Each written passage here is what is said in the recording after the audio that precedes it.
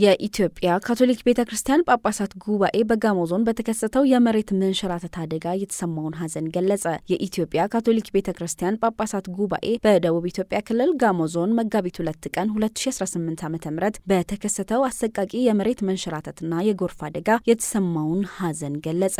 የጳጳሳት ጉባኤው በደቡብ ኢትዮጵያ ክልል ጋሞ ዞን መጋቢት 2 ቀን 2018 ዓ.ም በተከሰተው አሰቃቂ የመሬት መንሸራተትና የጎርፍ አደጋ ምክንያት የበርካታ ወገኖቻችን ህይወት ማለፍና ብዙ ቤተሰቦች ከመኖሪያቸው መፈናቀላቸውን በማየቱ የተሰማውን ጥልቅ ሐዘን ገልጿል። ከዚህ ጋር በተያያዘ የሶዶ ሀገረ ስብከት በጋሞ ዞን ጋጮ ባባ ወረዳ በተከሰተው ከባድ ዝናብና የመሬት መንሸራተት ለተጎዱት ድጋፍ አድርጓል። በኢትዮጵያ ካቶሊካዊት ቤተክርስቲያን የሶዶ ሀገረ ስብከት በደቡብ ኢትዮጵያ ክልል በጋሞ ዞን ጋጮ ባባ ወረዳ በተከሰተው ከባድ ዝናብና የመሬት መንሸራተት ለተጎዱ ወገኖች ድጋፍ አድርጓል። የሶዶ ሀገረ ስብከት ጳጳስ እንደራሴ ክቡር አባ አለማየሁ ወልደ ኢየሱስ የተመራ የሶዶ ሀገረ ስብከት ማህበራዊ ልማት ጽሕፈት ቤት ሰራተኞች እንዲሁም ከአርባ ምንጭ መንፈስ ቅዱስ አባቶችና ሰራተኞችን ያካተተ ቡድን አደጋው በደረሰበት በላካ ቀበሌ በአካል በመገኘት የተጎጂ ቤተሰቦችን በማጽናናት ድጋፍ አድርገዋል። በተደረገው ድጋፍ 1.5 ሚሊዮን ብር ያክል ወጪ በማድረግ የተለያዩ ቁሳቁሶችን ለተጎጂዎች ድጋፍ አድርጓል።